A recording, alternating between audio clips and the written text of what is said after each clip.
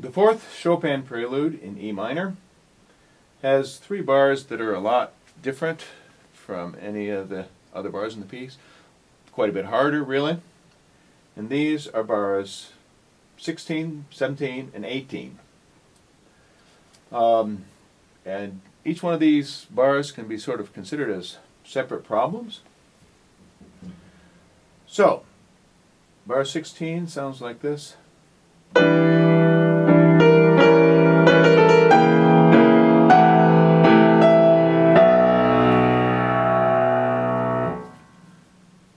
The left hand starts out on three white notes, E, G, and D. You play that twice. And then I strongly recommend that you remember where the G and the E are, but switch your fingers so that you're playing them with the index finger and the middle finger, like that. Because then all you got to do is switch the thumb down to the C sharp, and you're in a very good position. When you invert this chord down, you just move the thumb down to the A sharp and play 5, 3, and 1. So the second and third beats are this chord, and then inverting down to this chord, and then the last beat is all white again. Just move the C sharp, A sharp down to C natural and A natural, just like that, and then you go to the B octave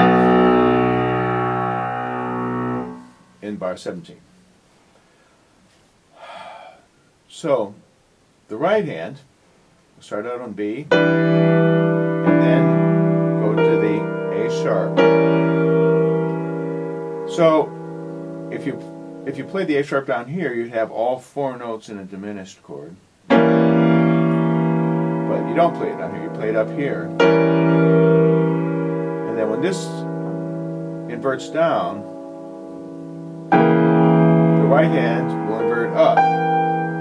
So the G that would make this a complete chord is going to be played up here. So between your hands, you're going to go outward, inverting the diminished chord out. Now to make this a little more complicated, you have to do a turn around this, which is you're on the note and you do just the white note above and the white note below, like that. And you're going to do that on the second of the left-hand chords. So you start like this, and then like that. And then you just go to the white notes down here.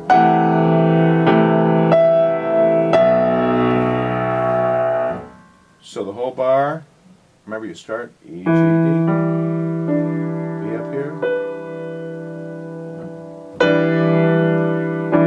Find the shift of fingers, the turn, invert out, and then finish it out.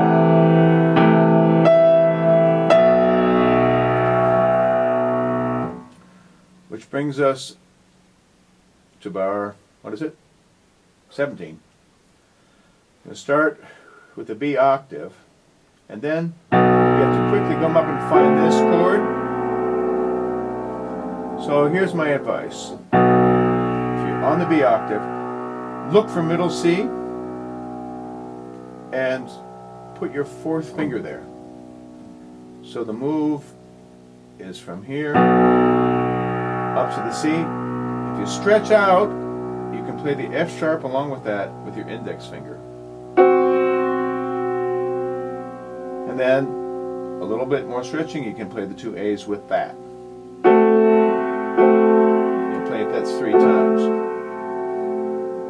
So if you're here, you're looking for the C and the F sharp, thinking about the middle of your, using the middle of your hand to do it, go right up to the C and then fill it in. From there, you're going to do another shift on a single note.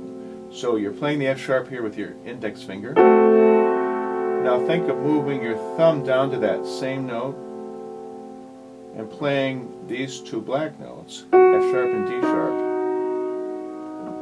by shifting down like that. And you'll find these two notes on top, and then you'll find the two black notes, the two white notes below it, G and B. So you hear, shift down to the two black notes, and then play this once. After you play that, you resolve it right away by taking these two black notes and making a single white note, the E. And you notice that this is the very same chord that started the piece. When you started the piece, you went.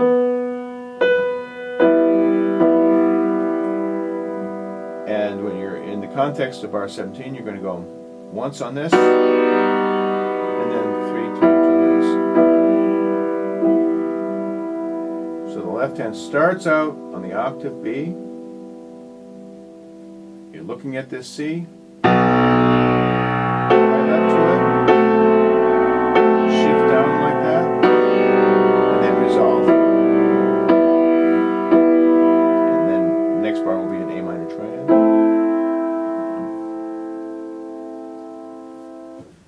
The right hand is going to stretch up from D sharp to C, just like it did before when you went.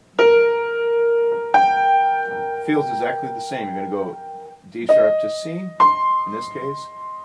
So here you are, starting on an E, shift up in the left hand, and then stretch out like this.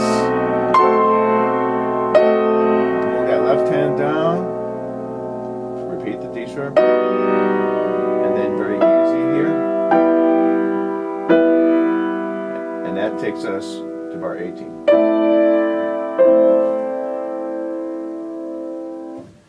Bar 18 has a problem of a triplet in the right hand and a duple in the left, called a 3/2. And my advice, if you want to do that bar, is to isolate the triplet itself. We're going to go E, A, F sharp, and count it like this. You go 1, 2, and 3, 1. Because the and is going to be played with the left hand, and it's going to be these three notes. Middle finger on E, F sharp, and C. You go 1, 2, and 3. And what I like about this middle finger here is that then you're in position for the next chord, which is going to be this structure. E, B. So you go 1, 2, and 3. And then that's the third beat. 1, 2, and 3. If you get the hang of that, then all that's left is to remember the A at the beginning of it. So it means that you start with your fifth fingers, both hands, and you play this. A down here, E up here.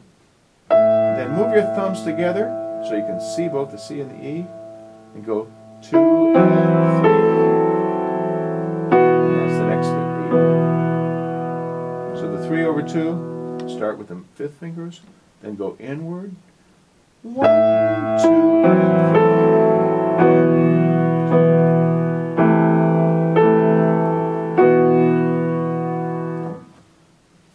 And the bar starts kind of easily, right, with an A minor triad in the left hand.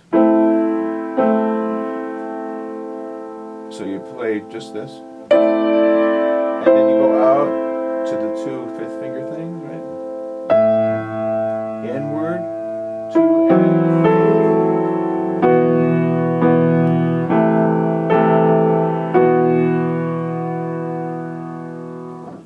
And so that's all three of these difficult bars.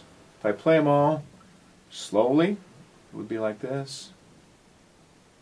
So starting in bar, what is it, 16, you go shift, turn, and then outward,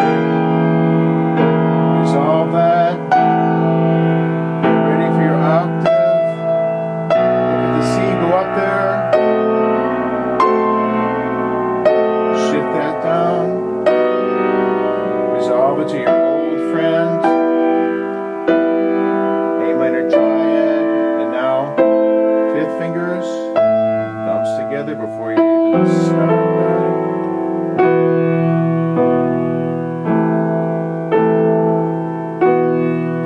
Then the rest of the piece will be quite a bit less complicated. Here's a little bit more fluently, right?